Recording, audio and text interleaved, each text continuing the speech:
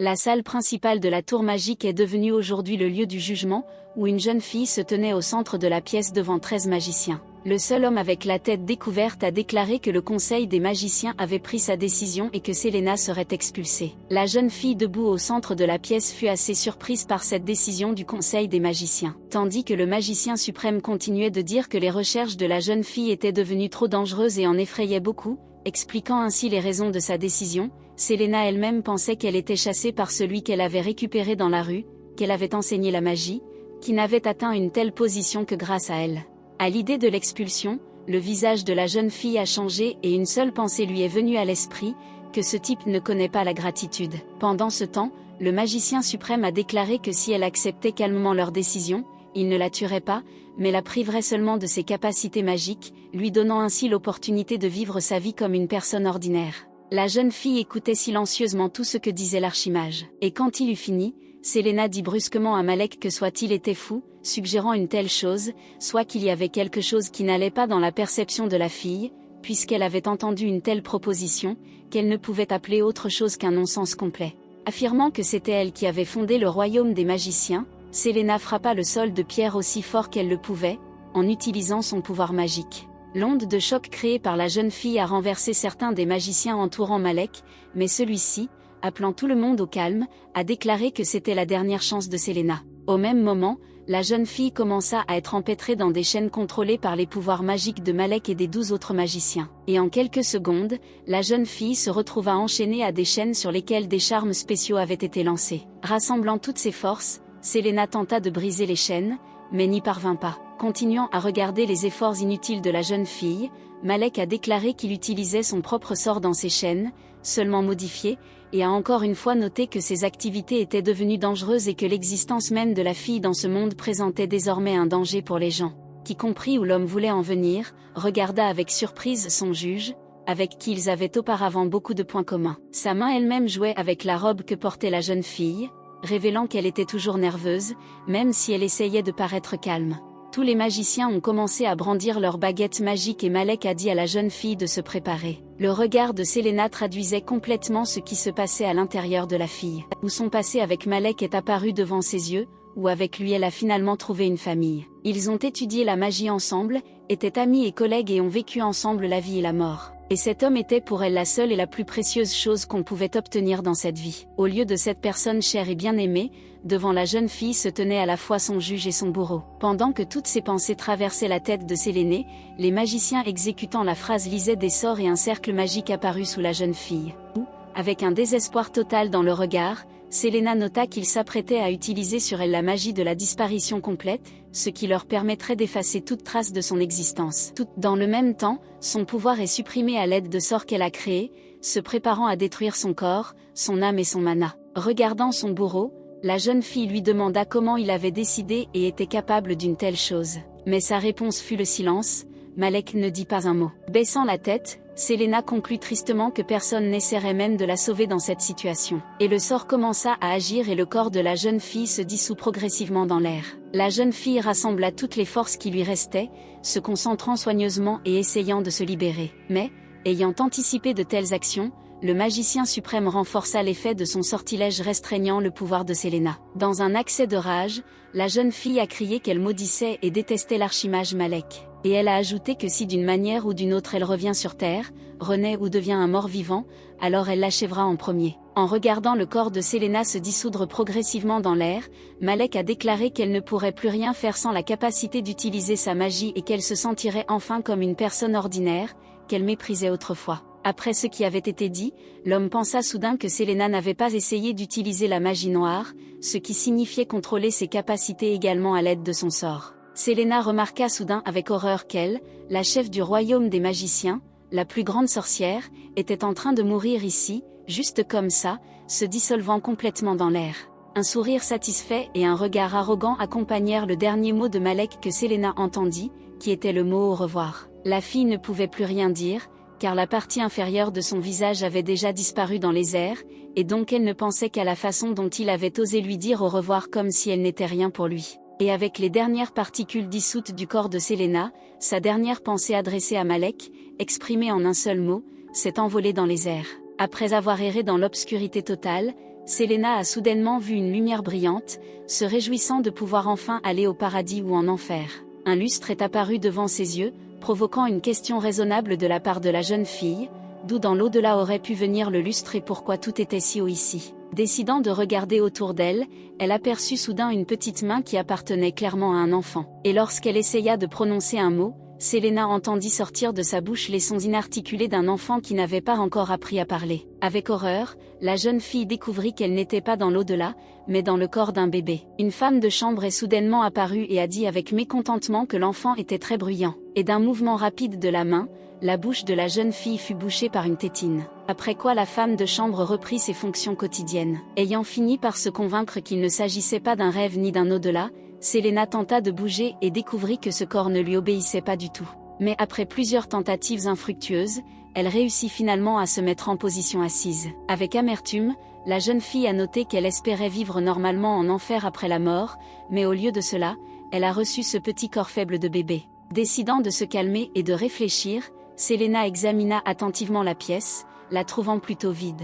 De temps à autre, une bonne passait dans un sens ou dans l'autre, parlant soit à elle-même, soit à un enfant qui ne comprenait rien. D'après l'accent et les détails du discours conversationnel, Selena a conclu avec horreur qu'elle se trouvait très probablement dans l'empire de Corren, d'où venait une de ses connaissances très désagréables d'une vie antérieure.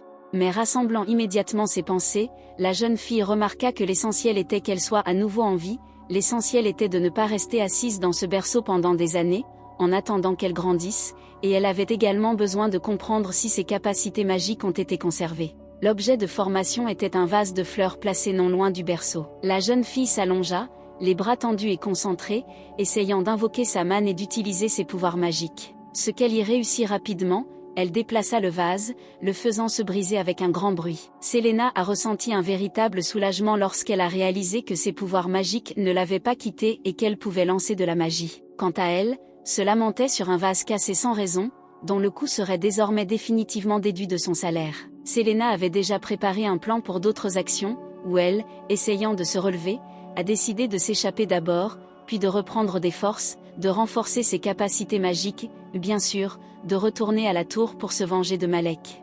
Cependant, la jeune fille, à sa grande déception, a découvert qu'elle était désormais complètement incapable de se tenir debout. Il ne lui restait plus qu'à recourir à nouveau à la magie, ce qu'elle fit immédiatement. Avec de la concentration, Selena a pu soulever ce petit corps dans les airs. Et après quelques secondes, elle quitta son petit berceau pour se poser sur le sol. Avant qu'elle n'ait eu le temps de ramper ne serait-ce que quelques mètres, elle a été découverte par une servante vigilante, qui l'a immédiatement ramenée au berceau, accompagnant ses mouvements de mots perplexes quant à la façon dont l'enfant a pu sortir du lit. Selena se sentit très fatiguée, ses paupières devinrent insupportablement lourdes et elle s'endormit instantanément. Les rayons chauds du soleil d'été éclatent dans la pièce où Selena vivait dans son nouveau corps depuis un mois. Allongée dans son berceau, la jeune fille essayait de systématiser dans ses pensées ce qu'elle avait appris au cours des dernières années. L'une des observations était que ses servantes changeaient environ une fois par semaine et que la plupart du temps, personne n'avait besoin d'elles. Les servantes ont assez de soucis, alors elles se précipitent pour nourrir l'enfant et la laissent complètement seule pendant plusieurs heures. Une autre observation était qu'il faut être prudent avec la tétine, car sa présence dans la bouche fonctionne mieux que n'importe quel somnifère, en vous endormant instantanément. Et enfin, certaines observations permettent à la jeune fille de supposer qu'elle est avec le duc héritier de Corren. Il y avait de nombreuses légendes sur cet empire, y compris la légende selon laquelle un jour une belle personne aux cheveux argentés descendit du paradis, tomba amoureuse d'un homme et eut des enfants aux yeux argentés qui n'existent pas dans le monde humain, dont leurs descendants héritaient. Par la suite, l'un des yeux d'argent a apporté une grande contribution au développement de l'empire, pour lequel leur famille a été honorée par l'empereur, où leur famille est devenue noble. Il ne restait plus qu'à comprendre quel genre de corps Selena avait, ou, selon ses hypothèses, cet enfant appartient d'une manière ou d'une autre à la famille du duc, n'étant pas un roturier, mais en même temps, la naissance de cet enfant n'était pas souhaitée. Utilisant une fois de plus ses capacités magiques, Selena passa de son petit berceau à son amie. Elle fut frappée par l'idée qu'elle pourrait bien être l'enfant du tyran inadéquat, et avec ses pensées, la jeune fille rampa en avant. Une fois bientôt à la porte, elle utilisa à nouveau la magie pour ouvrir la porte et à ce moment-là elle réalisa qu'elle ne pouvait utiliser la magie qu'en étant allongée et en utilisant tout son petit corps, ce qui en soi rendait difficile la fuite de cet endroit. Il n'y avait pas de sortie juste au-delà de la porte, à la place, Selena aperçut un grand et long couloir. Sans hésitation, la jeune fille commença à parcourir une bonne distance pour ce corps. S'arrêtant, elle décida soudain qu'elle devait d'abord simplement explorer le château, où elle était si heureuse de sa brillante idée qu'elle laissa tomber la tétine et décida de la laver d'abord quelque part. Elle traversa un autre couloir à la recherche d'un endroit où elle pourrait laver sa tétine, sale suite à une chute. Derrière ce couloir se trouvait le suivant. Selena, fatiguée, s'est assise par terre, concluant que ce manoir était tout simplement immense et qu'elle devrait l'explorer pour toujours. À ce moment-là, son attention fut attirée par le bruit de l'eau qui coulait, où, tournant la tête, la jeune fille dans le corps de la jeune fille vit une immense fontaine. Assez vite, elle rampa dans la rue. Et la fontaine était vraiment énorme pour un si petit corps que la fille avait. Pendant une seconde, Selena pensa qu'elle devrait peut-être revenir, mais ensuite, se souvenant de ce qu'elle avait dû endurer en chemin, elle abandonna cette pensée. Au même moment, le duc passait, accompagné de son majordome. Ils ont juste attrapé l'enfant au moment même où elle essayait d'atteindre l'eau pour laver sa tétine. Avec une pointe d'hostilité dans la voix, le duc demanda au majordome Parsons ce que c'était, en désignant la fontaine. Parsons a répondu avec une totale sérénité qu'il était évident que l'enfant était la fille de feu Monsieur William. Le duc ne pouvait pas croire ce qu'il entendait, car il pensait que l'enfant de son défunt fils devait encore être un bébé. Bien sûr, il était assez surpris de ce qu'elle faisait ici. Soudain, le duc entendit la voix d'Édouard s'approcher, qui lui demanda ce que faisait son père à présent. Le duc désigna l'enfant près de la fontaine, répondant à la question posée par son fils selon laquelle il s'agissait de la fille de son défunt frère. La réaction de William a pleinement révélé son caractère et son attitude envers sa nièce lorsqu'il a déclaré qu'elle se comportait étrangement, puisque cet enfant n'était pas de sang pur, où son défunt frère avait noué une relation avec un roturier. Ignorant qu'elle était déjà devenue l'objet de l'attention des 3 habitants de ce manoir, Selena tentait toujours en vain d'atteindre l'eau pour laver sa tétine. Édouard, déclarant que la présence de cette créature ici signifiait que les servantes n'avaient pas fait leur travail, se préparait à utiliser ses capacités magiques et des rayons d'énergie magique avaient déjà commencé à l'entourer. Mais le duc, qui est intervenu dans le développement des événements, a dit à l'homme de garder son pouvoir sous contrôle. Cette déclaration de son père a provoqué une réponse d'Édouard, qui a déclaré que le duc s'était adouci avec le temps. Ce à quoi le duc a noté avec regret que son fils commençait à se montrer plus souvent insolent envers lui, ce qui n'est pas très bon. Réalisant probablement que son père avait raison, Édouard ne le contredit pas et écouta simplement ses reproches en silence. Et pendant tout ce temps, Selena essayait d'atteindre l'eau précieuse, qui devrait l'aider à ranger sa tétine. À un moment donné, désespérée, elle, brûlante de rage de se retrouver dans un tel état d'impuissance, a décidé qu'elle avait simplement besoin d'utiliser ses capacités magiques. Elle essaya de se concentrer sur l'utilisation de ses capacités, mais se souvint soudain qu'elle ne pouvait pas le faire debout. Et à ce moment-là, alors qu'elle décida de s'allonger pour utiliser le pouvoir magique,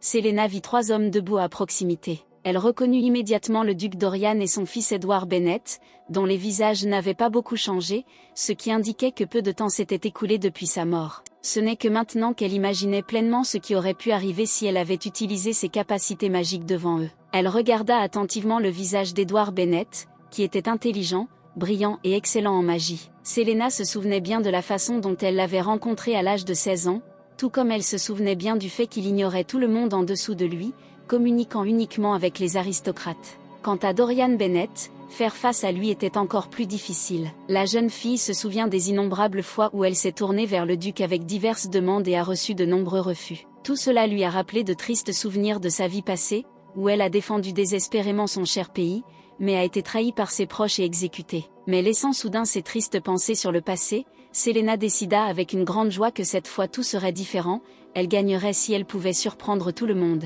Édouard porta plainte à la bonne dans la partie où, après la remarque qu'elle avait déjà faite, elle n'était toujours pas pressée de ramener l'enfant dans la chambre. Après quoi la servante quitta littéralement sa place pour répondre à la demande du maître. Ne voulant pas se faire prendre et ne pas retourner dans la pièce, et réalisant également que la tétine était toujours sale, Selena essaya de s'éloigner de la femme de chambre. En regardant la servante essayer en vain d'attraper une petite fille qui la fuyait à 4 pattes, Édouard compara la fille à un cafard, ce qui provoqua une grande perplexité chez son père. Pensant probablement à ce qui avait été manqué dans l'éducation de son fils, Duc Bennett se détourna, où ses tristes pensées se reflétaient clairement dans ses expressions faciales. Pendant ce temps, Édouard continuait d'être sarcastique, déclarant que la simple pensée que cette créature rampante avait hérité d'une partie du sang de Bennett l'horrifiait, et que ce métis ne devrait jamais porter leur nom. Dorian jeta un coup d'œil au jeu de catch que sa petite fille avait organisé pour la servante. Tournant la tête, il dit que sans les rappels de son fils, il se souvient parfaitement de l'origine de cet enfant et imagine son avenir. Et finalement, la servante a quand même réussi à attraper un enfant qui était rapide au-delà de son âge. Où elle n'a pas hésité à dire à la fille qu'à cause d'elle elle avait reçu une réprimande de Monsieur Edward, ce qui n'intéressait pas du tout Selena, car elle pensait qu'il pourrait l'attraper même si elle se déplaçait à vitesse maximale. Quelques jours plus tard, des rayons lumineux et chauds du soleil font à nouveau irruption dans la pièce où vivait la petite fille, dans le corps de laquelle Selena s'est retrouvée. La fille au corps de fille gisait dans son berceau et pensait qu'elle, la puissante magicienne Selena, pouvait maintenant vraiment être considérée comme morte, puisqu'une servante avait réussi à l'attraper. La servante, à son tour, a été très surprise que les derniers jours que Selena a passé à repenser sa vie, l'enfant se soit comporté très calmement. Cependant, cette nouvelle vie, et même avec la préservation des capacités magiques, ne pouvait que se réjouir et était définitivement meilleure que l'au-delà. La servante a déclaré que l'enfant n'avait aucune raison d'être heureuse, car elle était métisse et ne vivrait jamais la vie d'une aristocrate, ce qu'elle ne comprenait certainement pas aujourd'hui en raison de son âge, mais en même temps la servante a demandé l'enfant à se comporter de la même manière que tout le monde la semaine dernière. Les mots selon lesquels une semaine entière s'était déjà écoulée ont rendu Selena furieuse, car elle ne l'avait même pas remarqué cette semaine. En réfléchissant, elle est arrivée à la conclusion que ce mamelon sale était responsable de tout, tout en pensant qu'en principe, si le mana circule dans le corps, alors il se nettoiera de la saleté. Après tout, c'est grâce à cela que les magiciens ne tombent pas malades, bien qu'il y ait eu des cas où des magiciens sont morts à cause d'une mauvaise utilisation du mana. Grâce à ces réflexions, la jeune fille est arrivée à la conclusion qu'elle devrait faire attention au mana dans ce corps, car un corps petit et non entraîné pourrait ne pas être en mesure de résister à l'accumulation d'une grande quantité de mana. Pour une concentration normale et un contrôle du mana, à travers ses larmes, elle décida de continuer à sucer la tétine, qu'elle décida à nouveau d'essayer de laver. Les longs couloirs du manoir ne lui semblaient plus aussi longs qu'avant. Et après un court laps de temps, Selena rampait déjà le long d'un des chemins à l'extérieur du manoir. Se retrouvant sur l'herbe,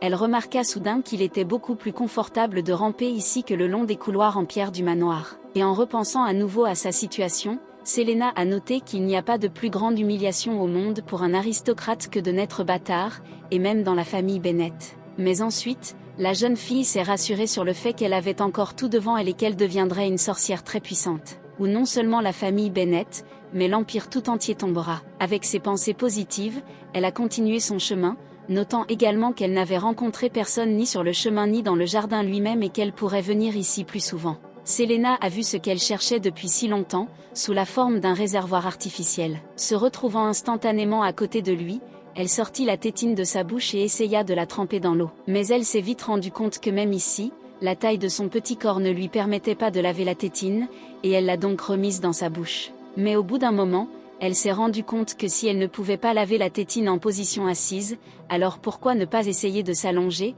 ou, de par la simplicité inattendue de l'idée, elle a même laissé tomber la tétine. Ayant pris la position souhaitée, Selena atteint finalement son objectif et descendit la tétine dans l'étang. Après avoir soigneusement rincé son trésor, elle le sortit de l'eau et commença à l'examiner de près, constatant que le téton n'était pas très propre. À ce moment-là, la voix d'un homme qui s'approchait silencieusement par derrière posa la question de savoir ce qui se passait ici. De surprise, Selena a littéralement sauté sur place, où sa précieuse tétine presque lavée s'est envolée de ses mains et a atterri aux pieds de l'invité non invité. De toutes ses forces, la jeune fille s'est précipitée vers l'endroit où sa tétine est tombée. En le prenant dans ses mains, elle s'est souvenue de l'ancienne règle selon laquelle si un objet tombé reste sur le sol pendant pas plus de 3 secondes, il n'est pas considéré comme tombé. Et l'invité inattendu, qui s'est avéré être un garçon d'environ 5 ans, a demandé à l'enfant ce qu'elle faisait ici. Après avoir examiné le garçon, Selena remarqua qu'il ressemblait beaucoup à Edward Bennett. D'ailleurs, elle avait entendu dire par les servantes qu'il avait un fils. Elle a également noté que, apparemment, le personnage de ce garçon, qui a dit qu'elle ne devrait pas être ici, est beaucoup plus doux que celui de son père.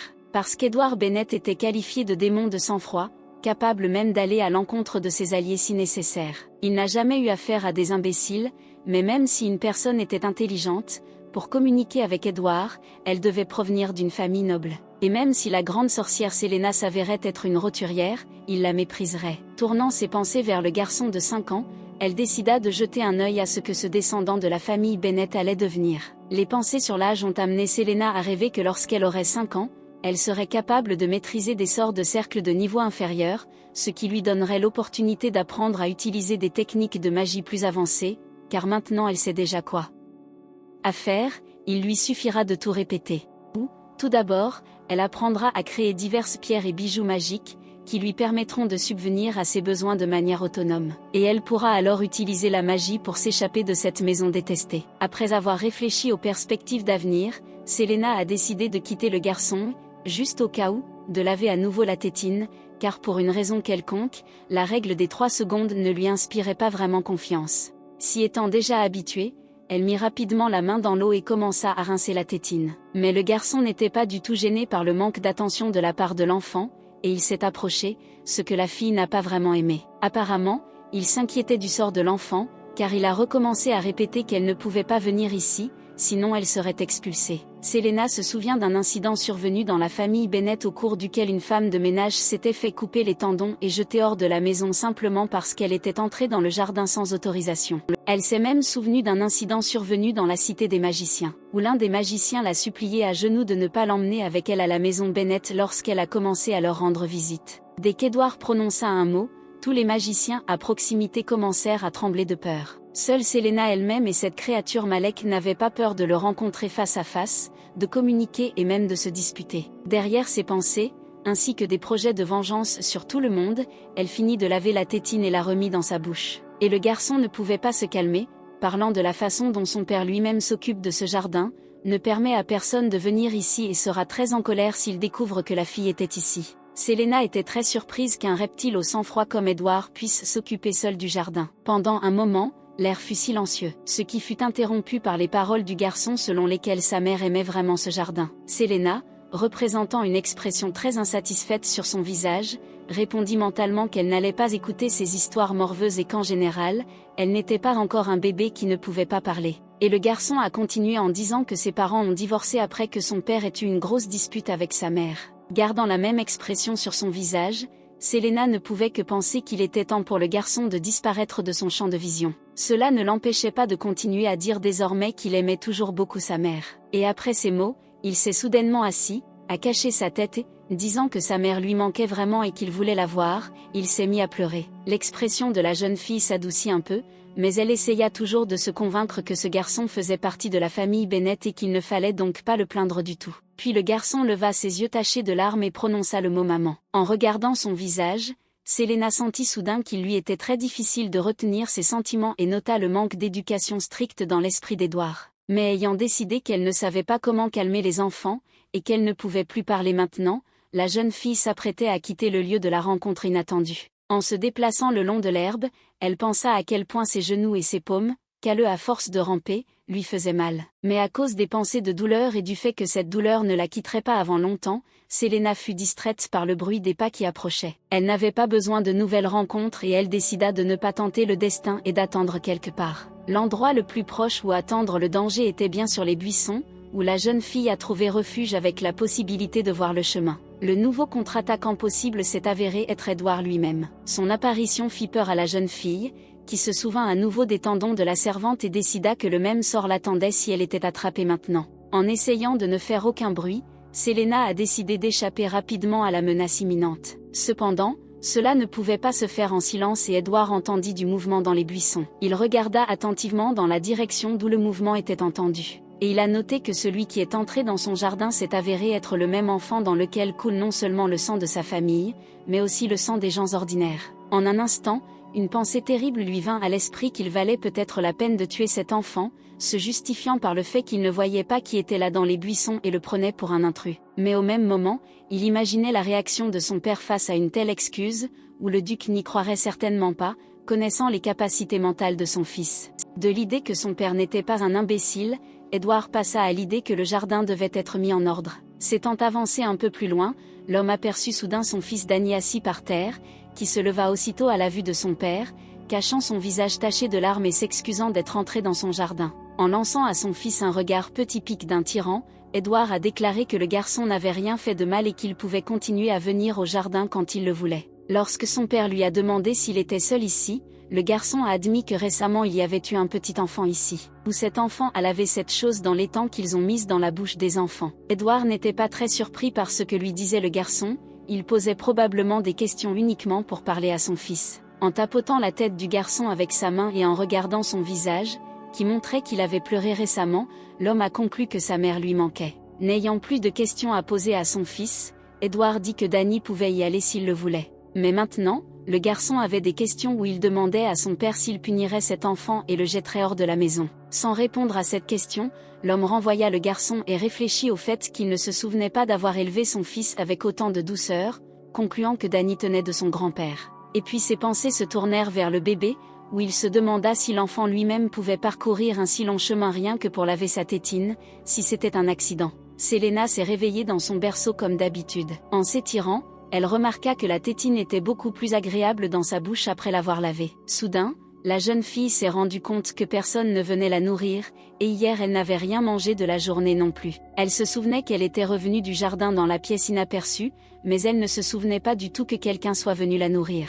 L'idée lui vint qu'il voulait l'affamer, et peut-être que la servante qui avait reçu une réprimande à cause d'elle décida de se venger. Ou bien c'est Edward qui a découvert que l'enfant était dans son jardin et a décidé de tuer le métis de cette façon. Selena s'assit soigneusement, passant en revue dans sa tête toutes les options possibles concernant ce qui se passait et pourquoi aucune des servantes ne venait la voir. Périodiquement, la jeune fille regardait la porte dans l'espoir qu'une des servantes entrerait et la nourrirait. Plusieurs heures se sont écoulées ainsi, mais personne n'est apparu dans la pièce, ce qui a plongé Selena dans un état de panique. Il n'y avait plus aucun doute sur le fait qu'ils avaient décidé de la tuer en la laissant mourir de faim, mais la jeune fille a décidé qu'il n'y arriverait pas. Elle avait traversé des épreuves similaires dans sa vie passée et elle pouvait aussi y faire face. Après réflexion, elle décida qu'elle devrait d'abord visiter le jardin du scélérat Edward, où, sur les buissons, elle a réussi à remarquer la présence de baies qui, à son avis, devrait être comestible. Se concentrant, Selena fit appel à ses pouvoirs magiques pour quitter à nouveau son berceau et aller chercher de la nourriture pour elle-même. Mais ce n'est qu'après avoir atterri sur le sol qu'elle a ressenti une douleur intense dans les paumes et les genoux, c'est-à-dire dans les parties du corps qui entrent en contact avec les surfaces lorsqu'elle rampe. Il n'y avait rien à faire, elle avait besoin de nourriture. Surmontant la douleur, avant de visiter le jardin, elle alla chercher la cuisine pour manger rapidement. Tout au long du chemin, elle devait continuellement se cacher des servantes, dont elle attendait avec tant d'impatience l'arrivée ces derniers temps. Près d'une des portes, la jeune fille sentait des arômes de nourriture. Prenant une position bien connue dans laquelle des capacités magiques lui étaient accessibles, Selena se concentra. Et la porte s'ouvrit sous l'influence de forces magiques. En rampant à l'intérieur, elle se demanda ce que mangeaient les enfants, alors qu'avant on ne lui donnait que du lait, mais en principe, étant donné la présence de quelques dents de devant, elle pouvait manger quelque chose de plus fort. L'odorat de la jeune fille ne lui a pas fait défaut, car elle s'est réellement retrouvée dans la cuisine, qui était tout simplement remplie des plats les plus exquis. Voyant un chaudron rempli de liquide et sentant un arôme agréable, Selena supposa qu'il y avait de la soupe là-bas. Mais elle a immédiatement constaté avec regret qu'elle ne savait pas encore manger de la soupe chaude et qu'elle devait chercher autre chose. Selena regarda autour d'elle et soudain ses yeux trouvèrent ce dont elle avait besoin. Tout près d'elle se trouvait une caisse en bois contenant des pommes. Après avoir regardé ce que faisaient les cuisiniers, qui étaient maintenant en pause et assis à l'autre bout de la pièce, discutant de leurs propres affaires, la jeune fille décida d'agir.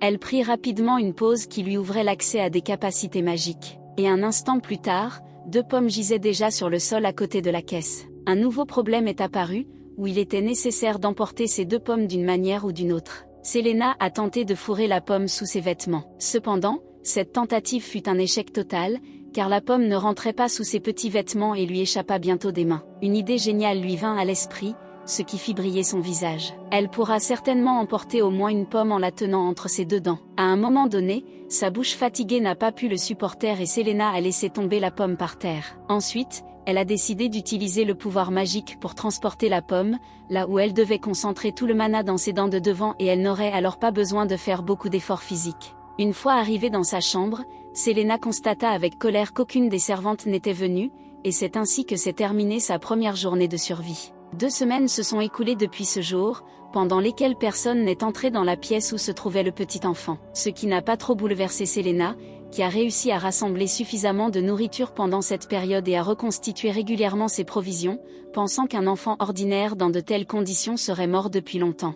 Après le petit déjeuner, elle est allée se promener, car elle pensait qu'elle avait besoin d'air frais et que cela ne lui ferait pas de mal de laver à nouveau sa tétine. Elle se rendit de nouveau dans le jardin, où elle pouvait toujours ramasser beaucoup de nourriture. Ayant atteint les plantes fruitières, Selena découvrit que les tiges avec les baies avaient été coupées, décidant que cela avait été fait exprès par Edward. Soudain, elle entendit un cri qui lui était déjà familier, qui l'irrita lorsqu'elle l'entendit pour la première fois, et ne l'irrite pas moins maintenant. Elle remarqua sans plaisir qu'elle avait de nouveau croisé le fils d'Édouard. Ne voulant pas se rencontrer, Selena a simplement décidé de passer en rampant, mais Dani a remarqué l'enfant et s'est approchée pour lui demander ce qu'elle faisait ici. Assise sur l'herbe avec une expression pas très heureuse sur le visage, la jeune fille pensait à quel point ce garçon était stupide, posant des questions à un petit enfant qui ne pouvait pas y répondre parce qu'il ne savait pas encore parler. En mettant sa mémoire à rude épreuve, pour une raison quelconque, la jeune fille a essayé de se souvenir du nom de ce garçon. Mais, ne s'en souvenant pas, elle abandonna cette idée et rampa jusqu'au réservoir, où elle commença à rincer la tétine, et Dani la suivit jusqu'au réservoir. La proposition du garçon de laver la tétine a été une surprise totale pour Selena. Elle regarda dans ses yeux propres et gentils et vit une paume ouverte, attendant qu'une tétine y soit placée. Et la jeune fille ne se fit pas attendre longtemps, passant sa tétine au garçon. Si quelqu'un regardait de côté, il verrait un spectacle amusant, un bébé et un garçon de 5 ans se faisant face, à 4 pattes, ce dernier recevant une tétine du bébé. Ayant reçu la tétine, Dani commença à la laver, constatant à haute voix que la tétine était très sale et difficile à laver. Ce à quoi l'enfant, s'il le pouvait, répondit, mais il pensa seulement qu'il n'y avait rien d'étonnant, car elle n'avait probablement pas été lavée depuis des années. Mais bientôt le garçon tendit à l'enfant une tétine propre. S'asseyant à côté de lui sur l'herbe, il sourit et dit qu'il était heureux de l'aider, et à ce moment-là Selena, mettant une tétine dans sa bouche, pensa qu'un garçon de 5 ans, bien sûr, est plus fort qu'un bébé et il lui est plus facile de laver la tétine.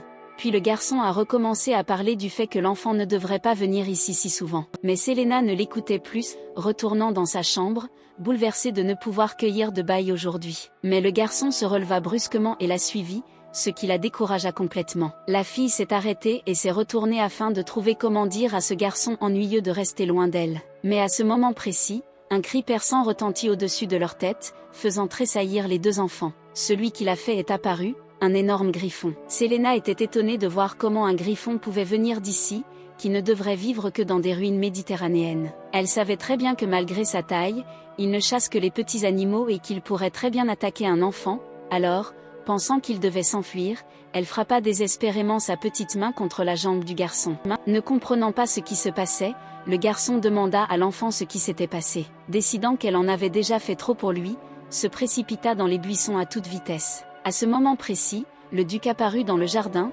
bruyamment indigné par l'apparition d'un griffon sur leur domaine. Et la jeune fille observa l'apparition de Dorian, accompagnée de serviteurs, déjà cachés derrière un arbre. Complètement abasourdis par ce qu'ils voyaient, les hommes regardaient le ciel, ne croyant pas que le griffon était là. Selena a également tourné son regard vers le redoutable prédateur. Soudain, le griffon changea la trajectoire de son mouvement et se précipita brusquement. Il a choisi comme cible un petit garçon qui ne savait pas quoi faire dans une telle situation. Une voix familière derrière lui, appelant le garçon, le fit se retourner joyeusement. Sans hésitation, Dani accourut vers son père et l'a serré dans ses bras. Selena regarda avec étonnement l'amour avec lequel Édouard traitait son fils et se surprit à penser qu'elle n'avait pas pensé à la présence d'un tel côté chez ce tyran. Après avoir envoyé le garçon chez son grand-père, Édouard est sorti en duel avec le griffon, déclarant que les non-entités comme lui ont tendance à s'égarer, mais il va maintenant lui montrer la bonne direction. Qui regardait depuis son endroit sûr, se souvenait des rumeurs sur le pouvoir d'Édouard, où ils ont dit qu'il pouvait manier magistralement n'importe quel type d'arme.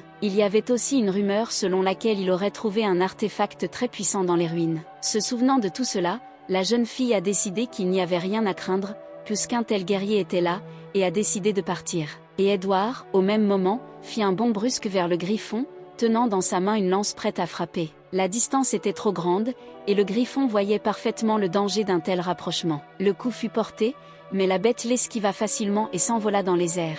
Observant tout ce qui se passait, le duc exprima finalement son indignation face à ce qu'il faisait dans la tour magique, depuis que les griffons s'échappèrent des ruines. Les mots sur la tour ont figé Selena sur place, car elle s'est immédiatement rappelé que les magiciens de la tour possédaient le plus d'artefacts. Édouard, se tournant vers son père, commença à exprimer ses hypothèses concernant l'apparence du griffon. Ou, à son avis, cette bête en colère a tout simplement perdu son propriétaire. Selena écouta tristement ce que disait Édouard. Par propriétaire de la terrible bête, il voulait dire elle, celle qui est morte. Ces mots blessèrent grandement la jeune fille, et baissant la tête, elle rampa tranquillement jusqu'à sa chambre, où il lui était facile de passer inaperçu, puisque tout le monde était occupé avec le griffon. Selena a atteint le manoir assez rapidement et sans incident ni rencontre indésirable. En parcourant ces couloirs longs et parfois sombres, elle se demandait mentalement pourquoi les magiciens avaient cessé de surveiller les ruines. Après tout, le griffon vient de ruines qui sont sous le contrôle de la tour, et sa présence ici signifie qu'il y a des problèmes dans la tour. Les ruines existent depuis l'Antiquité,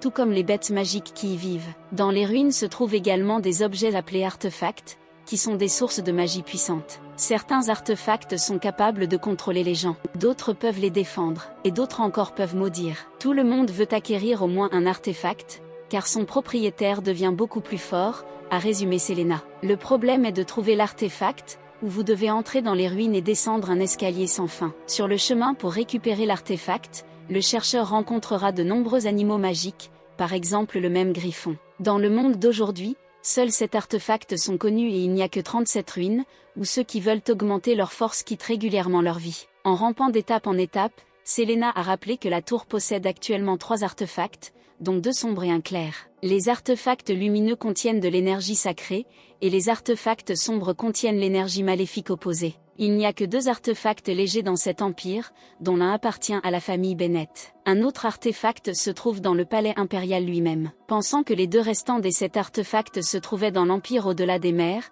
que Malek ne se souciait pas du tout de la gestion de la tour et, finalement, que son humeur s'était complètement détériorée, Selena atteignit sa chambre. Elle a décidé qu'elle avait besoin de dormir pour que les pensées tristes disparaissent, mais avant cela, elle devait manger. Elle ne pouvait s'empêcher de penser à la façon dont Danny avait rencontré son père sauveur. Et s'approchant de la nourriture, Selena nota avec envie qu'en général, c'est plutôt bien quand il y a quelqu'un pour te sauver. Elle arriva à sa nourriture. L'humeur de la jeune fille s'est considérablement améliorée lorsque les baies étaient entre ses mains. Un bruit dans la rue lui fit détourner le regard de son repas pendant une seconde, mais ayant conclu qu'ils essayaient simplement de maîtriser le griffon, Selena retourna à ses baies. Une énorme ombre recouvrait tout son petit corps de manière complètement inattendue. Alors qu'elle se retournait, la jeune fille entendit les paroles des hommes dans la rue selon lesquelles le griffon se dirigeait vers le manoir. Se retournant complètement, Selena découvrit avec horreur que le griffon se tenait juste devant la fenêtre de sa chambre et décida que désormais elle avait définitivement fini. Les griffons ne peuvent pas faire la différence entre les animaux,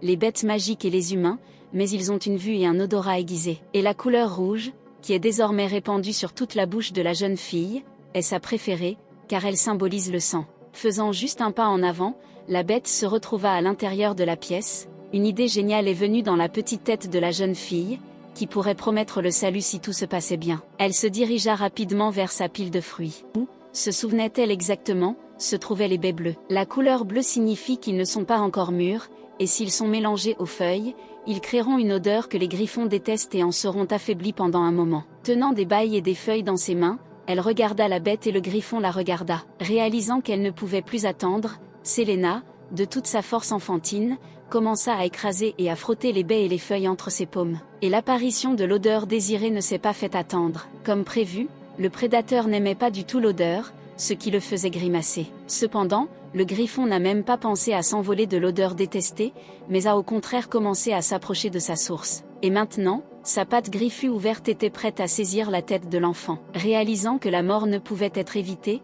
Selena ferma les yeux, se préparant à mourir à nouveau. Mais soudain, le coup violent de quelqu'un a ouvert les portes de la pièce. Disant que le griffon était une perte de temps, Edward apparut dans la pièce, lançant sa lance sur la bête. Tout s'est terminé instantanément, le prédateur a été vaincu par un prédateur encore plus dangereux et puissant. Selena regarda d'abord le griffon mort, puis déplaça son regard un peu plus loin, où sa nourriture écrasée gisait sur le sol, qu'elle avait mis si longtemps à ramasser, ce qui la rendait furieuse. Edward croisa les bras sur sa poitrine, remarquant un enfant assis non loin du griffon qu'il avait vaincu. Après avoir regardé un peu le bébé, qui se plaignait de la nourriture devenue inutilisable, l'homme lui a dit qu'elle était comme un cafard. Ce traitement a grandement blessé Selena, et ses mains ont même tremblé nerveusement, en pensant à la façon dont il ose même s'adresser à elle comme ça. Le bébé et l'homme fixaient l'un sur l'autre leur regard perçant, où l'un pouvait lire la rage, et l'autre le mépris. Le silence fut rompu par la voix du duc, qui arriva enfin sur les lieux. Le cri de son père,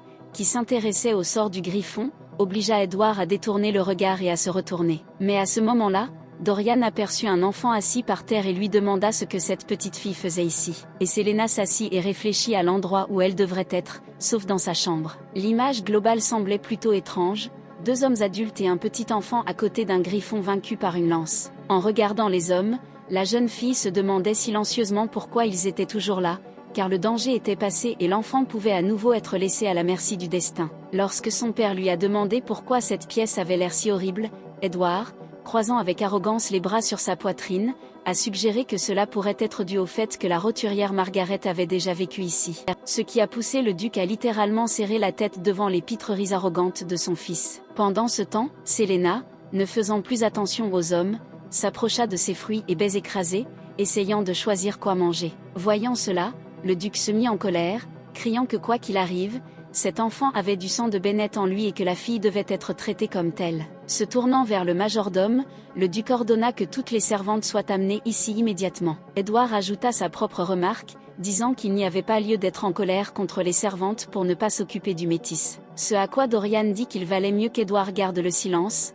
puisque William était son fils, et devant eux, par terre, la fille du frère d'Edward ramassait quelques restes. De tels propos ne pouvaient passer inaperçus auprès d'une petite fille à l'esprit de femme adulte. Après les paroles de son père, Edward plissa les yeux vers l'enfant. Il prononça soudain des paroles étranges, le temps avance, tout change, et le père change aussi, devenant chaque jour plus doux. Alors l'homme, présentant son jardin, dit à l'enfant qu'il savait que c'était elle qui avait volé ses baies. Edward s'approcha et tendit la main au bébé. En supposant que l'homme allait maintenant l'attraper pour s'occuper d'elle, la métisse, une fois pour toutes, Selena décida de ne pas attendre. Avec des mouvements, des roulades et des sauts périlleux adroits et rapides, elle s'est enfuie des mains qui, comme elle le pensait, allaient maintenant la détruire. Satisfaite d'elle-même, elle jeta un regard victorieux à l'homme surpris. Et Edward, pour une raison quelconque, n'a même pas pensé à la rattraper. À la place, il a regardé la fille et a soudainement demandé à son père quel était son nom. La question a surpris Dorian, car il ne connaissait pas le nom de sa propre petite-fille. En écoutant ce dialogue, Selena a pensé qu'en général, il était bon que l'ancien propriétaire de ce corps n'entende pas la conversation de ces hommes cruels, mais qu'elle avait vraiment besoin d'un nouveau nom. Juste à ce moment, Parsons revint dans la pièce, amenant toutes les servantes. Leur lançant un regard menaçant, le duc demanda lequel d'entre eux était chargé de s'occuper de cet enfant. Pendant ce temps, la jeune fille décida de quitter cette pièce, où trop de monde s'était déjà rassemblé, et rampa jusqu'aux servantes debout dans l'allée, cherchant par où elle pourrait se faufiler. Sans attendre la réponse des servantes, le duc demanda au majordome si l'enfant avait reçu une servante permanente. Parsons a répondu qu'il y avait une nounou, mais elle a soudainement démissionné au milieu de la journée de travail. Selena a remarqué que le majordome parle très calmement et n'est pas du tout inquiet lorsqu'il communique avec les messieurs, ce qui indique son long-service dans cette maison. Et Adrian continuait de regarder l'enfant qui rampait dans la pièce. Ce que Selena n'aimait pas du tout, qui ne pensait qu'à s'enfuir d'ici et ne comprenait pas pourquoi le fils du duc la regardait ainsi. Le duc lui-même, désignant les morceaux de fruits et de baies posés derrière lui, demanda si l'un des serviteurs savait comment un petit enfant pouvait obtenir tout cela. Baissant la tête et adoptant des poses de soumission, les servantes, tout ensemble, dirent doucement qu'elles ne connaissaient pas la réponse à la question du duc. Ensuite, Dorian a posé une autre question sur le moment où l'un des domestiques s'est intéressé à la vie de cet enfant et a rendu visite à la fille dans cette pièce. Tandis que les servantes répondaient à tour de rôle que l'une était là il y a 1 mois, une autre il y a 2 mois, une troisième il y a 3 semaines, et ainsi de suite, Selena réfléchissait à ce qui les faisait exactement ne pas mentir, mais dire la vérité. De telles réponses plongèrent le duc dans un état d'étonnement et de véritable rage, où il ne pouvait pas croire que l'enfant, qui venait juste d'apprendre à ramper, n'avait même pas été nourri par personne depuis plus de 2 semaines. Il a crié frénétiquement que les servantes étaient devenues folles à cause de cela, et que tout ce qu'elles pouvaient faire était de se plaindre d'avoir péché et d'admettre leur culpabilité pour tout. Et la jeune fille, à son tour, a noté que le duc lui-même ne se souvenait pas non plus particulièrement du bien-être de sa petite fille, puisque la situation actuelle se produit elle-même. Selena sentit soudain à quel point elle avait faim, n'ayant pas eu le temps de manger quoi que ce soit. Et puis le duc a tourné son attention vers le majordome, déclarant qu'il était responsable des domestiques ici et qu'il devrait surveiller de plus près le travail des servantes, en le giflant au visage. Parsons a accepté la colère du maître avec dignité, affirmant que oui, il était également coupable de ce qui s'était passé. Se tournant vers tout le monde, Dorian demanda à nouveau ce que l'enfant avait fait ces 2 semaines. Selena a répondu mentalement à sa question, disant qu'elle ne l'avait pas remarqué cette fois, survivant et se nourrissant elle-même. Une pensée sensée lui vint soudain, pendant que tout le monde est réuni dans une pièce et décide qui est responsable du fait que l'enfant est mort de faim, elle peut courir dans le jardin et enfin prendre une collation. et la précieuse porte ouvrant la voie à la nourriture n'était pas verrouillée. Avec des pensées de liberté et de nourriture, Selena se dirigea vers la sortie. La main forte de quelqu'un interrompit son mouvement vers l'avant, la tirant vers l'arrière et vers le haut. Ce fut Edward qui attrapa finalement l'enfant et se tourna, la fille à la main, vers son père, qui demandait maintenant au domestique comment et où l'enfant pouvait trouver de la nourriture. Son fils a répondu à cette question en expliquant que la jeune fille volait des bailles et des fruits dans son jardin. Cette déclaration a une nouvelle fois provoqué une violente réaction de la part du duc. Après quoi il a posé la question: quel âge a cet enfant? En entendant le chiffre 11 mois, le duc réfléchit sérieusement et ne parvenait pas à croire qu'un enfant de cet âge soit assez intelligent pour sortir tout seul de la pièce et se procurer sa propre nourriture. Le fils du duc fixa son regard sur l'enfant qu'il tenait à la main. Mais fatigué des contractions constantes de la fille, Edward la reposa sur le sol, la traitant de sale créature. Ayant reçu la liberté,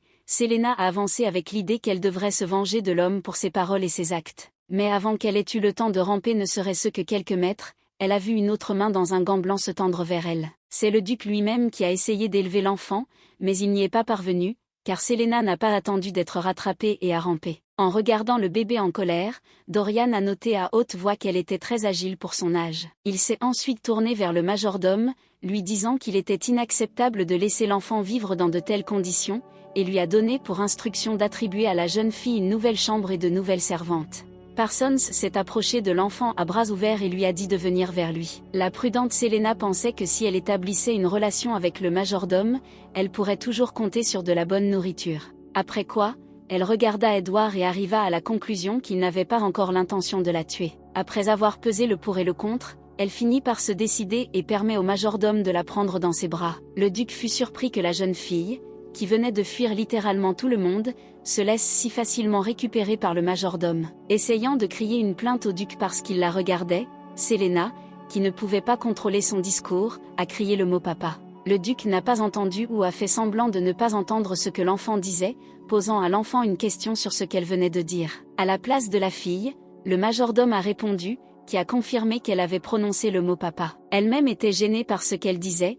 Selena a essayé de crier quelque chose, et elle a réussi, cette fois une phrase entière dans laquelle on disait à quelqu'un présent qu'il était un imbécile. Edward ne tarda pas à remarquer avec sarcasme qu'il ne savait bien sûr pas ce que son père avait entendu, mais il lui sembla que l'enfant avait crié une sorte de malédiction. Mais à en juger par l'expression du visage de Dorian, il n'aimait pas vraiment le sarcasme de son fils. Sans répondre aux paroles de son fils, le duc se tourna vers le majordome pour lui demander s'il connaissait le nom de la jeune fille. Parsons a répondu que s'il ne s'était pas trompé, le nom de la fille était Cheryl. Étant dans les bras du majordome, sentait toute la fatigue de la journée tomber sur elle. Un instant plus tard, elle s'endormit, laissant tomber sa tétine préférée sur le sol. Le duc se leva et regarda silencieusement l'enfant endormi, qui avait souffert au cours des 2 dernières semaines. Edward, qui a semé la peur chez tout le monde, n'a pas prêté moins d'attention à la fille, où la vue d'un petit enfant endormi lui rappelait des souvenirs de son propre fils Danny, au même âge. Le duc, lui aussi déjà assez adouci,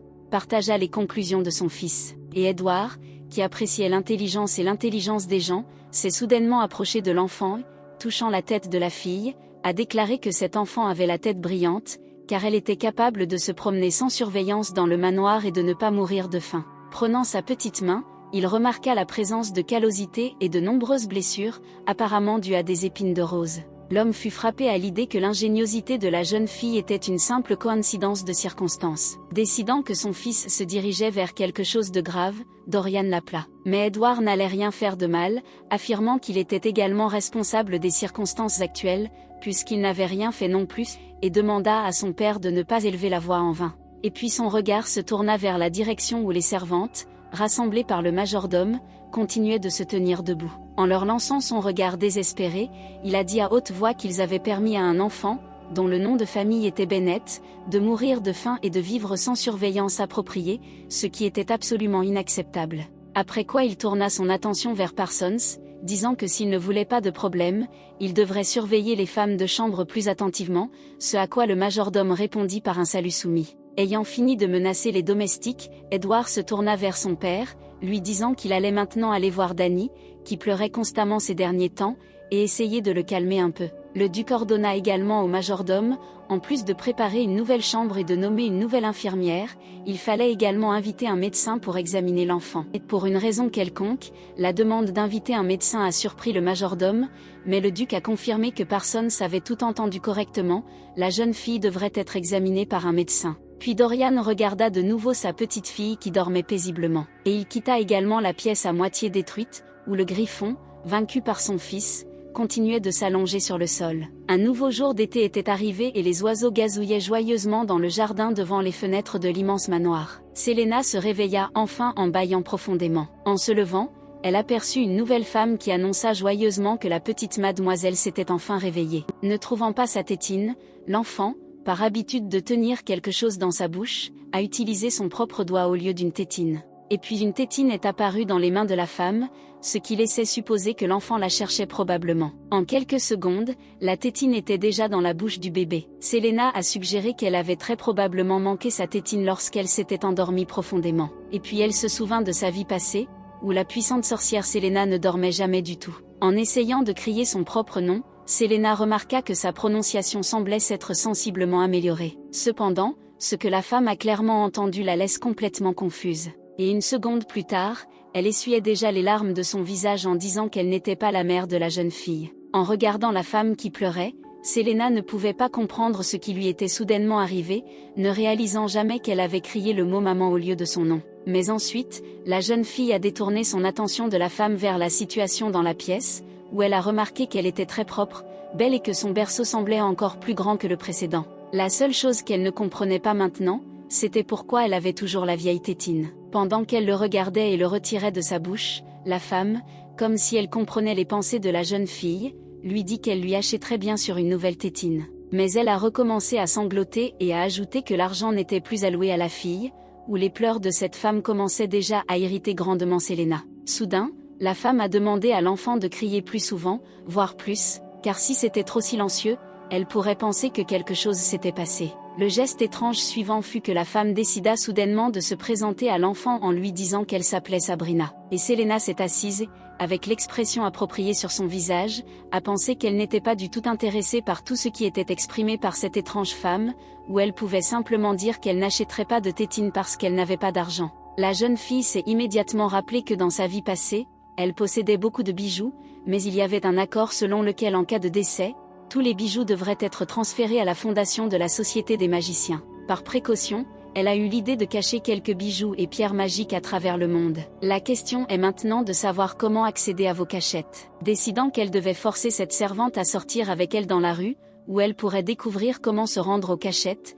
Selena se leva et attira son attention en criant le mot marché. La femme était très surprise qu'un enfant de seulement 12 mois veuille aller au marché. Selena était prête à se mettre en colère à cause de ce malentendu et de la stupidité de la femme qui, pour une raison quelconque, était surprise que l'enfant doive aller au marché. Mais ensuite la femme de chambre a dit qu'elle pourrait l'emmener au marché s'il n'était pas interdit à la jeune fille de quitter le manoir. En entendant cela, Selena est immédiatement arrivée à la conclusion que c'était le tyran Edward qui avait donné l'ordre lui interdisant de quitter le manoir pour se venger d'avoir mangé des bailles et des fruits de son jardin. Et la femme a continué en disant que ce n'est pas pour rien qu'on dit que les chiots sont dressés dès la naissance et qu'à partir de ce moment, elle commencera à dresser l'enfant. Ce qu'elle a entendu a littéralement fait asseoir Selena et regarder l'étrange femme avec perplexité. Elle a vu que la femme de chambre avait clairement quelque chose qui n'allait pas avec ses yeux et ses expressions faciales en général. Dans une vie antérieure, sorcière expérimentée et puissante, Selena savait que pour pratiquer la magie noire, il fallait se nourrir d'émotions négatives,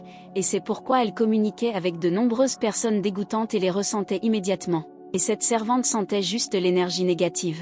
Réalisant que son salut était d'attirer l'attention des étrangers, Selena se mit à crier aussi fort qu'elle le pouvait. Cependant, la méchante femme, appelant la jeune fille au silence, lui couvrit instantanément la bouche avec une tétine. Selena avait l'impression que le mamelon commençait maintenant à être trop serré contre sa tête. Où il s'est avéré que la chaîne installée sur la tétine n'était pas pour que la tétine ne soit pas perdue ou sale, tombant au sol si elle tombait soudainement de la bouche, mais afin de la fixer fermement à la tête. Avec horreur, la jeune fille remarqua qu'elle ne pouvait plus retirer la tétine. Et si la situation se répète, où tout le monde l'abandonne et n'emporte pas de nourriture, alors elle mourra définitivement. Et la femme manifestement anormale a continué en disant qu'aujourd'hui ils apprendraient le silence et que l'enfant se révélerait être un adorable chiot. La servante, visiblement contente d'elle, déclara finalement qu'elle était la meilleure dans son métier. Décidant de ne pas attendre la suite des développements et pensant que la femme de chambre ne comprenait pas du tout qui elle avait contacté, Selena commença à se concentrer. L'apparition de rayons lumineux autour de l'enfant a laissé la femme confuse.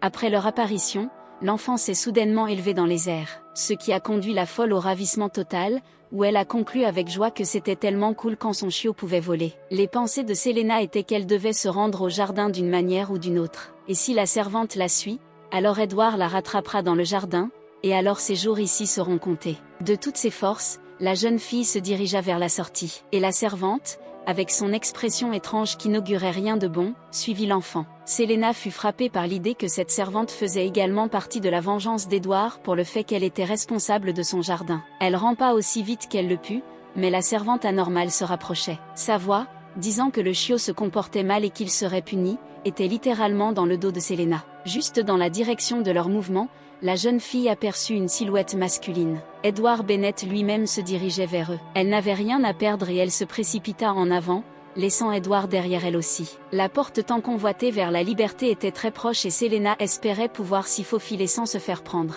Mais ensuite quelqu'un interrompit son mouvement, l'attrapant par le col de ses vêtements, où la jeune fille priait pour que ce ne soit pas une servante anormale. Ses attentes furent comblées parce qu'Edward l'attrapa. Au même moment, le propriétaire du manoir, le duc Dorian, est apparu ici et a été accueilli par son fils. Edward prit la fille dans ses bras, comme des parents attentionnés prennent un enfant. Examinant l'enfant, il passa soigneusement son doigt le long de la chaîne sur la tête de la jeune fille. Le duc demanda ce qui se passait ici. Ignorant la question de son père, Edward continua de fixer l'enfant, ce qui rendit Selena de plus en plus mal à l'aise. La servante, qui était restée silencieuse jusque-là, éleva finalement elle aussi la voix, exprimant sa surprise que tous ces messieurs soient réunis ici. Se tournant maintenant vers la servante, Dorian demanda pourquoi cet enfant était là. S'excusant de ce qui s'est passé, la servante explique qu'elle ne s'est détournée qu'une seconde, ce qui a suffi à l'enfant agité pour s'enfuir.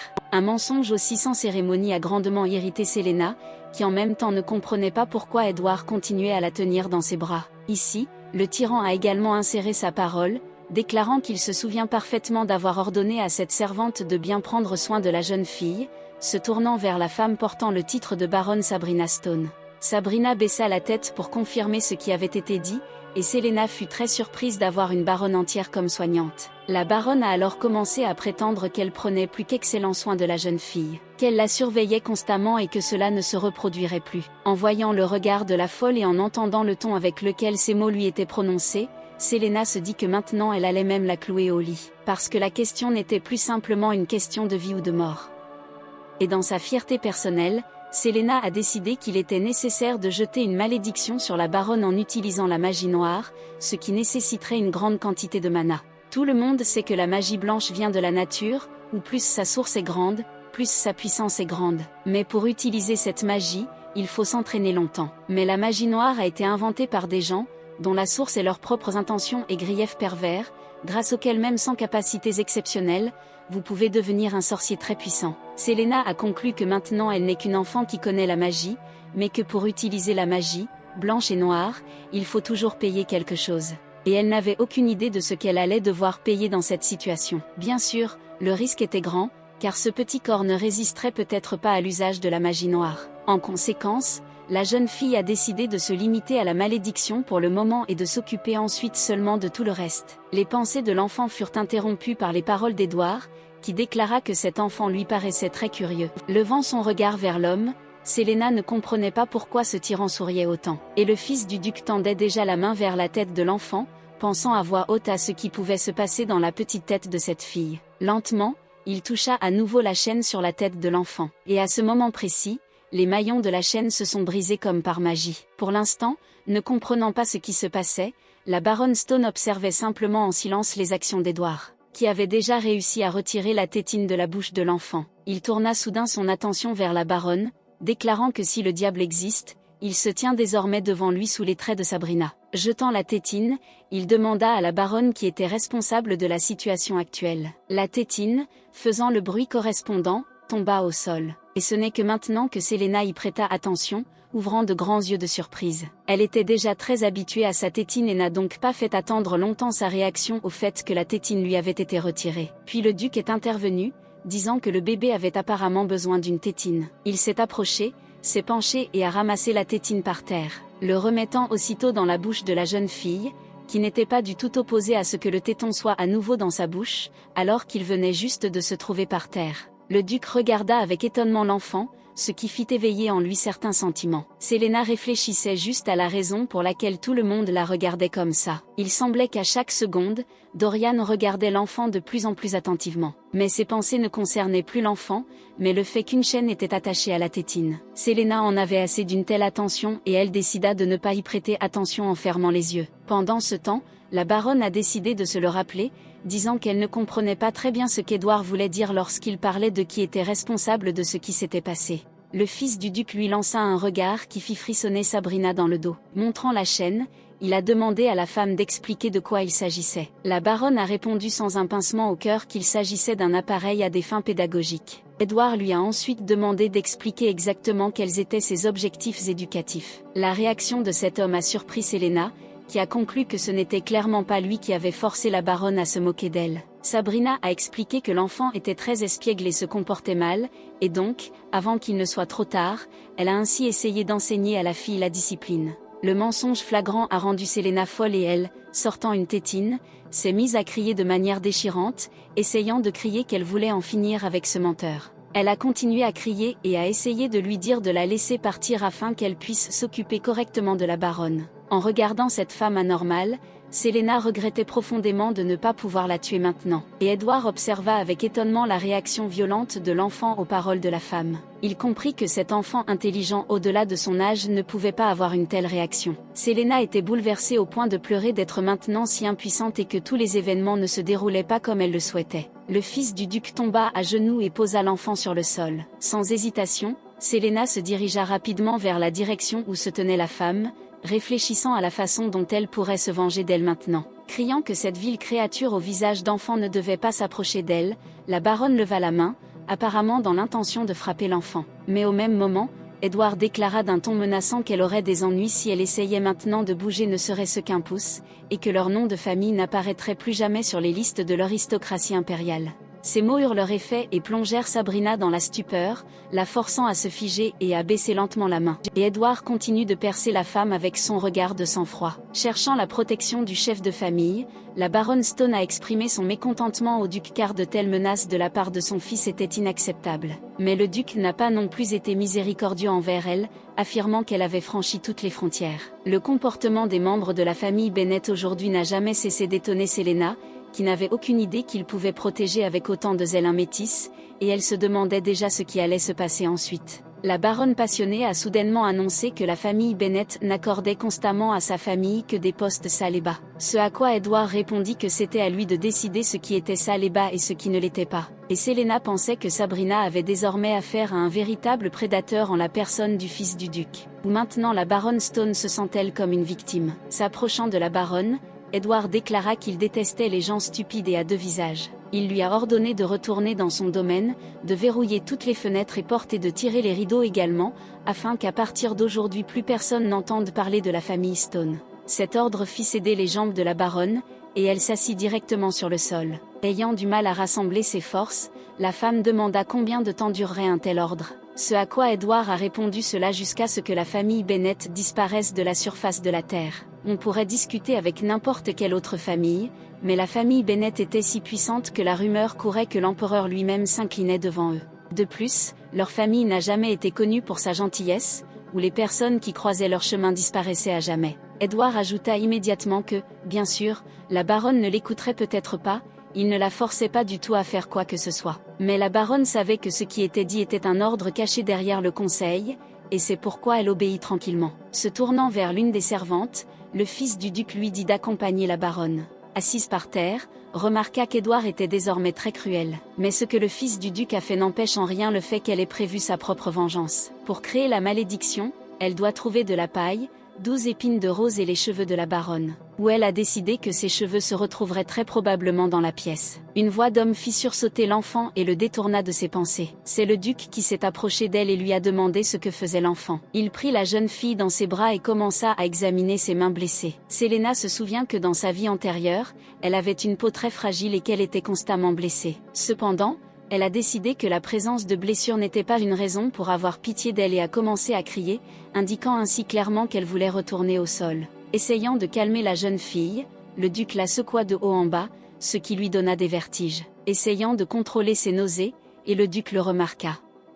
Ce qui est efficace pour calmer les enfants. Puis il, jurant sur leur nom de famille, déclara qu'il ne permettrait plus à l'enfant de souffrir et qu'il désignerait les meilleurs serviteurs pour s'occuper d'elle. Ce vieil homme sévère que Selena avait connu a soudainement disparu quelque part, et sa voix semblait très attentionnée. Elle commençait à sentir qu'elle était très fatiguée de la dame qui lui était assignée, et ses paupières recommencèrent à s'alourdir, fermant les yeux. Le doux balancement des mains du duc et ses murmures firent leur travail, et très vite sa petite fille s'endormit déjà. Il a ordonné au majordome d'en trouver une parmi les servantes qui ont de l'expérience dans l'éducation des enfants et de la confier à sa petite fille. Édouard resta là pendant tout ce temps et surprit beaucoup son père en ne faisant pas un seul commentaire sarcastique. Le duc l'interrogea sur ce comportement inhabituel. Ce à quoi Édouard répondit qu'il avait décidé que tout devait suivre son cours. Il était inhabituel que son fils n'ait aucune objection, mais bien entendu, cet état de choses plaisait au vieux duc. Une autre journée battait son plein. Il y avait un homme dans la pièce en blouse blanche et avec des lunettes. Il se penchait sur le berceau où dormait la petite fille du duc et écoutait les rythmes de son cœur. Dorian, debout derrière,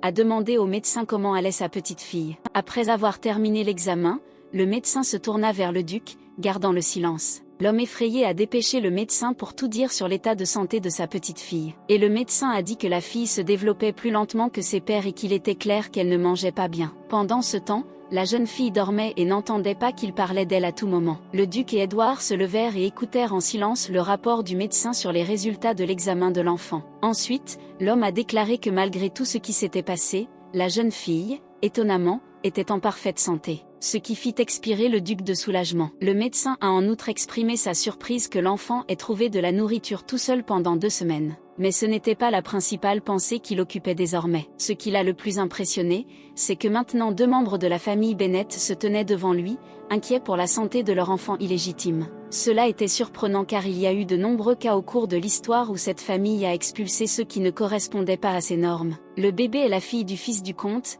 donc sa visite peut encore être expliquée d'une manière ou d'une autre, mais le médecin n'a pas compris ce que faisait ici son fils Édouard. Officiellement, Dorian Bennett a 3 enfants, sa fille Emma étant l'aînée. Son 2e enfant était son fils aîné Édouard, et le 3e était le plus jeune fils, Édouard. Tout ce trio d'héritiers directs ne s'entendait pas du tout et était constamment en compétition. Le médecin a ajouté que tous les symptômes de malnutrition disparaîtraient si l'enfant mangeait normalement. L'homme a donc constaté que la jeune fille avait subi de nombreuses blessures en rampant sur du béton, des pierres et d'autres surfaces, où maintenant chaque mouvement doit être très douloureux pour elle. Et si la famille ne peut pas garantir que l'enfant ne rampe pas sur des surfaces dures, il est nécessaire d'apprendre rapidement à l'enfant à marcher. Mais ensuite le chef de famille a interrompu le discours du médecin en disant que cela ne le concernait plus. D'un ton autoritaire qui fit baisser la tête au médecin, le duc ordonna que le médecin rende régulièrement visite à l'enfant, surveillant sa croissance et son état de santé. Où les contours du manoir étaient éclairés de temps en temps par la lune qui sortait derrière les nuages. Des rayons de lune tombèrent dans la nouvelle chambre de la petite fille du duc, l'éclairant faiblement. L'habitante de cette pièce elle-même ne pensait même pas à passer la nuit à dormir.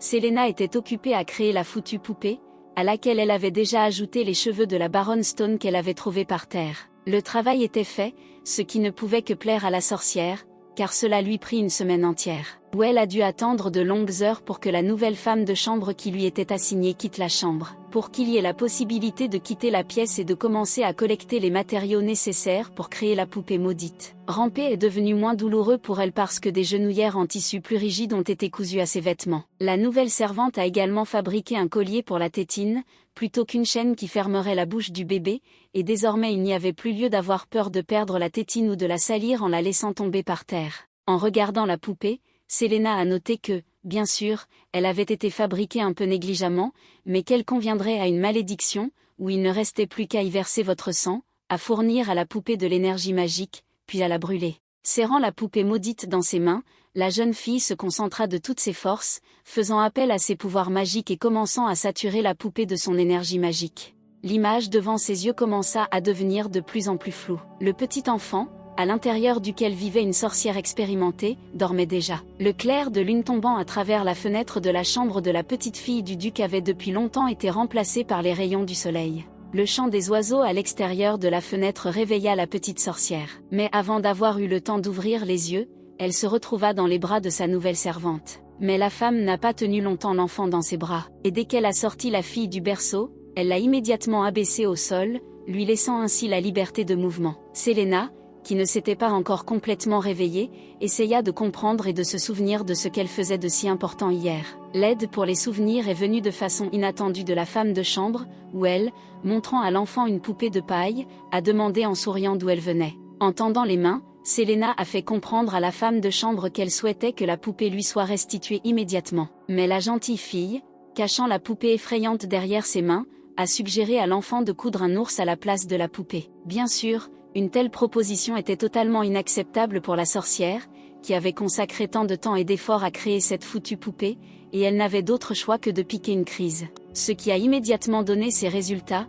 puisque la jeune fille, avec un sourire bon enfant, a rendu le jouet à l'enfant. Avec le regard le plus attentionné et le plus bon enfant, Marie, tel était le nom de la servante, dit à la jeune fille de ne pas pleurer. En prononçant les mots les plus gentils et les plus affectueux, la servante souleva soigneusement la jeune fille, serrant la poupée infernale dans ses mains, dans ses bras. Et à ce moment-là, Selena sentit qu'elle se sentait très étrange lorsque cette gentille fille la prenait dans ses bras. Elle se souvient que dans sa vie antérieure, elle n'avait pas ressenti autant de chaleur humaine que lors de ce court temps passé avec Marie. Selena en arriva à la conclusion que c'était peut-être pour cette raison que le contact de la servante lui paraissait si inhabituel. Elle était très satisfaite de ce nouveau sentiment, même si c'était complètement inhabituel pour elle. Marie a noté à haute voix que la jeune fille avait un visage très effrayant lorsqu'elle exigeait que la poupée lui soit restituée, ce qui était probablement une conséquence de la solitude de l'enfant qui s'était attaché à la poupée. La sorcière aigrie Selena fut surprise qu'en si peu de temps cette simple fille comprenne autant de choses sur elle. Où Marie pensait que la petite fille du duc était une créature délicieusement douce. Continuant à surprendre Selena, la femme de chambre l'a invitée à sortir et à se promener. C'était une excellente idée qui a fait plaisir à l'enfant, car se promener au soleil fait toujours du bien. Une table luxueuse était dressée juste à l'extérieur, à laquelle étaient assis les membres de la famille Bennett. L'un d'eux était Dani, qui a demandé à l'enfant ce qu'elle faisait. Et Dorian, assis à la même table, se dit qu'il était assez étrange que l'enfant ne puisse toujours pas parler. Entendant une fois de plus une discussion sur ses défauts, Selena grimaça de mécontentement. Puis elle remarqua le service à thé sur la table et se souvint que dans une vie antérieure, elle avait commandé le même pour elle-même, mais qu'elle n'avait pas eu le temps de le recevoir, et maintenant elle était très intéressée de savoir qui l'avait reçu à sa place. Dorian a essayé d'appeler sa petite fille dans ses bras. En regardant cette invitation, Selena réalisa qu'elle ne pourrait pas toujours éviter d'être harcelée. Par conséquent, la foutue poupée qui était avec elle a dû être cachée, ce qu'elle a fait, en se tournant dans la direction opposée à celle de l'invitant, ce qui l'a beaucoup surpris. En serrant la poupée, Selena pensa que Dorian avait vu beaucoup de choses dans la vie et comprendrait immédiatement de quoi il s'agissait, décidant que l'enfant était anormal. Ou pire encore, il pensera que la fille a volé la poupée à Edward, ce qui projettera sur lui l'ombre d'un stagiaire en magie noire. Pendant qu'elle rampait et réfléchissait à tout cela, le duc l'appela à nouveau, l'appelant par son nom Cheryl. Réalisant qu'elle n'avait pas le temps, elle poussa rapidement la foutue poupée dans les buissons. Et après quelques secondes, elle s'est retrouvée entre les mains du petit-fils du duc Bennett qui s'était approché, décidant que cela lui éviterait de devoir être entre les mains du duc lui-même. Selena ne voulait pas vraiment se sentir à nouveau impuissante entre ses mains. Elle comprenait parfaitement que Dorian passerait simplement à côté d'elle si elle était née comme une sorte de roturière. Et de toute façon, les sorcières ne s'entendaient jamais vraiment avec des chevaliers comme ce duc. Les pensées de Selena et du duc furent interrompues par l'exclamation de Dani, qui demanda joyeusement si Cheryl était sa petite sœur. Le duc ne trouva pas de réponse à une question aussi inattendue et garda un silence significatif. Selena jeta un regard vers Dorian, disant qu'elle connaissait certainement la réponse à la question posée par le garçon. Et puis le garçon a regardé la fille et lui a demandé pourquoi elle était si nerveuse. Considérant que la question n'était clairement pas intelligente, Selena y répondit mentalement en disant que n'importe qui serait nerveux s'il savait qu'une poupée maudite était cachée à quelques mètres de là, et qu'il fallait encore l'enlever. Et puis la nuit tant attendue par Selena arriva. Elle n'a jamais réussi à ramasser la poupée dans les buissons pendant la journée et elle s'y est lancée en pleine nuit. Elle a beaucoup aimé les nouveaux coussinets sur ses genoux, avec lesquels elle n'avait plus peur de se blesser et se sentait généralement très bien en rampant.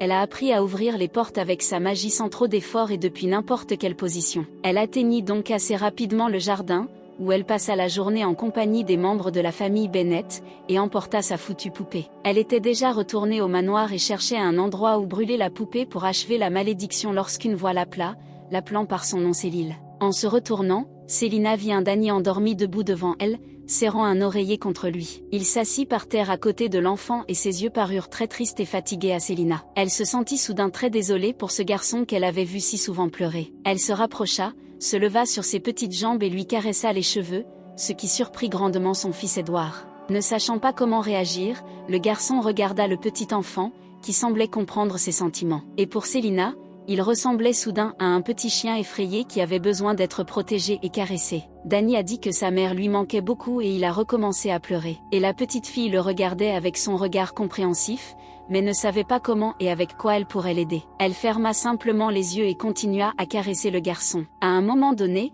le petit-fils du duc a soudainement levé la tête et a demandé à l'enfant si sa mère lui manquait. Pensant que cela ne pouvait en principe pas arriver, puisqu'elle ne se souvenait pas de ses parents, Célina, estimant que le garçon s'était calmé, décida de continuer sa recherche d'un endroit où elle pourrait brûler la poupée. Ce n'est que maintenant qu'elle remarqua qu'elle se tenait debout et qu'elle avait déjà fait quelques pas, s'éloignant de Danny. Elle marcha pas à pas, décidant que la pratique l'aiderait à maîtriser rapidement la marche normale, où elle n'aurait pas besoin de faire autant d'efforts pour maintenir son équilibre, et le garçon la regardait silencieusement. Et puis il a commencé à demander ce que l'enfant faisait ici et ce qu'elle cherchait. Bien sûr, Célina a répondu qu'elle cherchait une cheminée, même si cette réponse n'était que dans ses pensées, mais le garçon n'a entendu que le mot hué de ses lèvres. Remettant la tétine dans sa bouche, qu'elle avait retirée en essayant de répondre à la question du garçon, Célina et dans sa nouvelle vie Cheryl, continuèrent leur chemin. Mais le garçon a recommencé à poser des questions sur l'endroit où elle allait, ce qui a finalement commencé à rendre l'enfant fou. Il suggéra à la fille d'aller se réchauffer près de la cheminée. La petite sorcière ne s'attendait pas à une telle tournure des événements et se laissa silencieusement prendre par la main et conduite là où il y avait du feu. Leur chemin traversait l'un des couloirs les plus sombres et les plus effrayants du manoir. Le garçon avait clairement très peur et il a parlé du danger de cet endroit, ce à quoi Célina a répondu avec ses expressions faciales habituelles, estimant que si quelque chose arrivait, bien sûr, elle aurait de meilleures chances de survivre. Elle sentit les mains du garçon trembler violemment de peur, regardant à nouveau le visage de ce petit garçon effrayé. Et plus elle le regardait, plus elle remarquait les différences avec son père Édouard Bennett, qui concernaient moins son apparence que son caractère. D'un autre côté, cela était compréhensible, car il était seulement froid avec les autres, mais très doux avec sa famille. Célina a serré son petit poing en pensant qu'elle ne devrait pas tomber amoureuse de ce personnage, car même ses proches l'ont trahi dans sa vie passée. Et peu importe à quel point les Bennett sont amicaux maintenant, parce qu'ils se comportent de cette façon uniquement à cause de leur héritier présumé, Danny, on ne peut pas leur faire confiance. La voix du garçon indiquant qu'ils étaient sur place distraya Célina de ses sombres pensées sur le dévouement et la trahison. Elle tourna la tête et vit devant elle une cheminée dans laquelle brûlait une flamme qui, comme elle le remarqua immédiatement, était fabriquée à partir d'un tuyau magique que les magiciens de la tour recherchaient depuis un certain temps. Sortant la poupée maudite, Célina se dirigea vers le feu. Un mouvement rapide envoya la poupée maudite au cœur du feu ardent. Et un instant plus tard, la poupée a flashé et a disparu, activant la malédiction qui y était incorporée. Continuant à rester près du feu pendant un certain temps, Célina remarqua qu'elle ressentait quelque chose d'étrange à propos de ce qu'elle avait fait. En expirant, elle parvint à la conclusion qu'il était temps de rentrer, jusqu'à ce que la femme de chambre entre accidentellement dans la pièce et constate son absence. Et encore une fois, la voix de Danny la fit grimacer, disant qu'il ne fallait rien jeter au feu. Ils avaient déjà quitté la pièce où se trouvait la cheminée et avançaient dans l'un des longs couloirs du manoir. Soudain, le garçon s'est arrêté et a dit qu'il avait peur de dormir seul et a invité Cheryl à dormir dans sa chambre aujourd'hui. Célina n'était absolument pas satisfaite de la perspective de passer la nuit avec ce garçon en pleurs, ce qu'elle démontrait avec ses mouvements de tête. Et le garçon se retourna, sans cacher sa peur, regarda derrière lui le sombre corridor dont la fin n'était pas visible. Ignorant le refus de l'enfant de l'accompagner, Danny conclut que Cheryl était d'accord et, la prenant joyeusement dans ses bras, se dirigea vers sa chambre. Bientôt, ils furent déjà dans sa chambre. Célina fut très surprise d'avoir vu un garçon dans la pièce. Les sols ici étaient recouverts d'un tapis moelleux, contrairement à sa chambre. Et dans l'ensemble, la chambre était plus spacieuse et beaucoup plus luxueusement meublée. Amèrement, elle conclut que comparée à cette pièce, sa chambre n'était qu'une sorte de lieu de rencontre. Le garçon s'était déjà approché du lit et appelait Célil pour qu'il couche avec lui. Soudain, Selena s'est surprise à penser que ce garçon était très mignon et qu'il deviendrait beau en grandissant. Elle remarqua également que dans une certaine mesure il ressemblerait à Christopher, notant immédiatement qu'elle se souvenait encore de ce nom. Elle se sentit voler dans les airs, ce qui fut accompagné par les paroles du garçon indiquant qu'il était temps d'aller se coucher et que son frère lui chanterait une berceuse.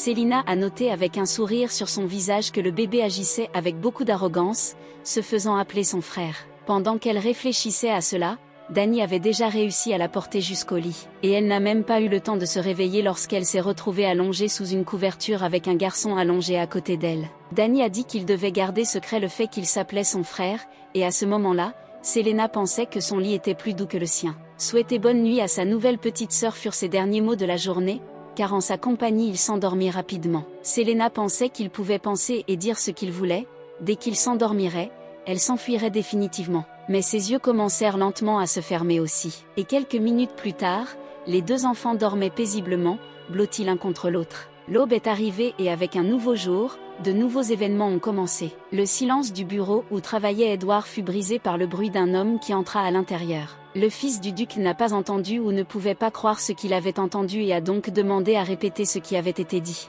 L'homme qui entra répéta que le baron Stone était arrivé, qu'il escorta jusqu'à la 3e chambre d'amis. La 3e chambre de la famille Bennett était utilisée pour recevoir ceux de peu de valeur et était meublée d'une manière convenablement délabrée pour montrer l'attitude des hôtes envers ses invités. Posant son menton dans sa main, Edward conclut d'un ton moqueur que les Stones avaient complètement perdu la tête. Il interrogea ensuite l'homme sur le but de la visite du baron, ce à quoi il répondit que l'épouse du baron Stone était décédée la nuit précédente. Cette nouvelle n'a pas vraiment bouleversé Edward Bennett, puisqu'il méprisait cette femme. Mais il a exprimé à haute voix son incompréhension de ce qui s'était passé, car il n'avait envoyé personne pour tuer la baronne.